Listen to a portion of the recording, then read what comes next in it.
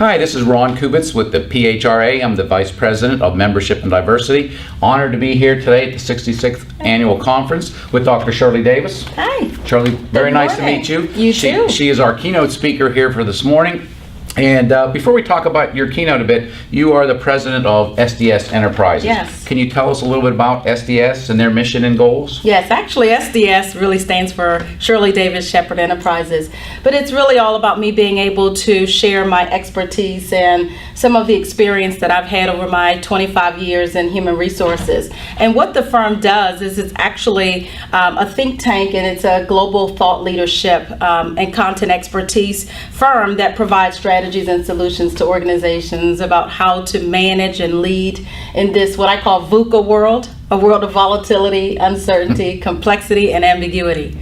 And so with the world changing, this firm helps them to think about the trends and the strategies that can work.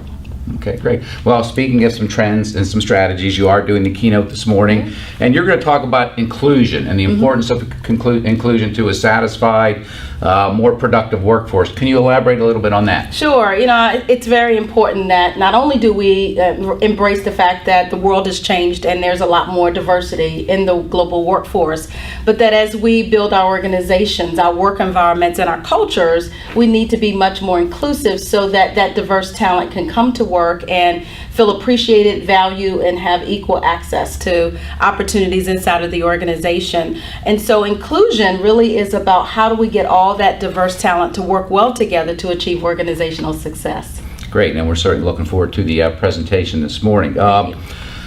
Now you mentioned 25 plus years in human resources, and looking at your background, you do have a book here, Reinvent Yourself, Strategies. Just published this year. Great, Strategies for Achieving Success in Every Area of Your Life. You have an accomplished history, HR, the executive in the financial world, in manufacturing. You're a keynote speaker and a pageant winner, which we'll discuss a little bit too. So you've had success, a minister, you've had success really in many facets of life. What do you attribute a lot of your success to? I teach people this, and especially in my book on Reinvent Yourself, which I wrote as a compilation of life lessons and successes that I've had in my life, as well as some of my career life lessons.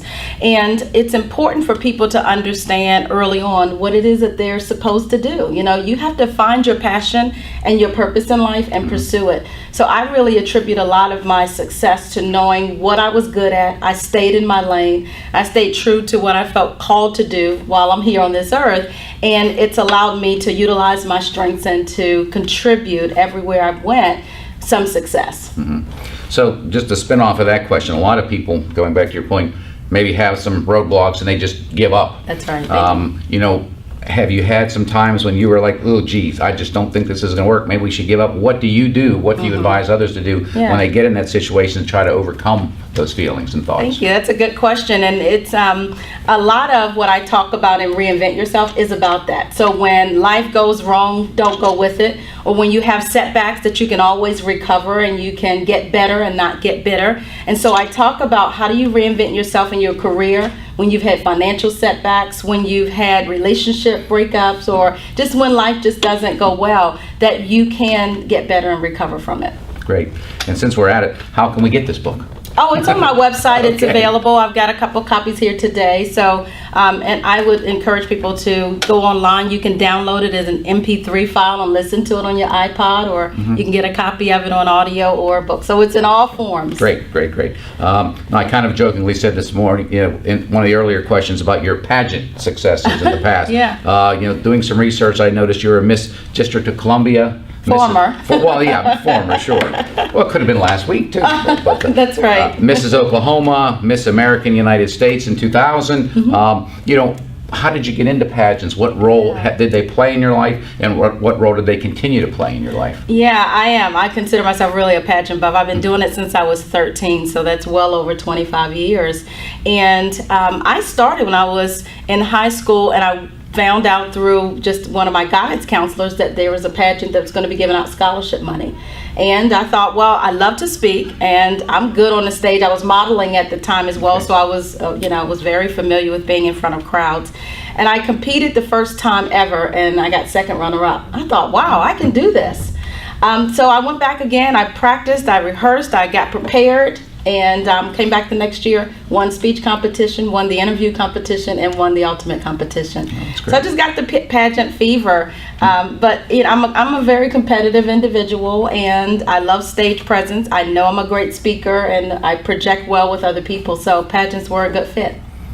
Not on the list here, but any talents that you had to do in any of those pageants? Do you have any specific talents that you? Yeah, so one was a speech competition. Okay. I actually sing. I've done monologues in the past as well. So I'm a varied amount of different talents. Well, that's great. Well, we talked about reinvent yourself. What I understand, you have an upcoming project book that you're going to be collaborating called Stepping Stones to Success with a lot of other great folks like Deepak Chopra, Jack Canfield, and others. Can you tell us a little bit about that as well? Yeah, I'm excited about it. I got a call from their publisher, and they actually compile a number of experts in the area of leadership and success. And because of my book, Reinvent Yourself, I got the call to share some expertise. So I have a chapter in the book. As a matter of fact, coming in on a plane last night, I was editing my final draft, and it will be out the end of November. Well, that's great. So we'll certainly look forward to that as well. Now, you mentioned the word success a lot. So from what I understand, you're known in many circles as the success doctor. How did you get that moniker, and can you elaborate a little bit on that? Yeah, I didn't necessarily get it in my corporate career, but I have been coaching people for, over 20 years. Both in pageants. I still coach women today on stage presence and poise and professionalism, as well as I coach people personally on how to get a job, how to build their resume, how to interview, how to project, and building that executive presence. And because I have a PhD in business, and because I coach for success, it just kind of fit, the success doctor.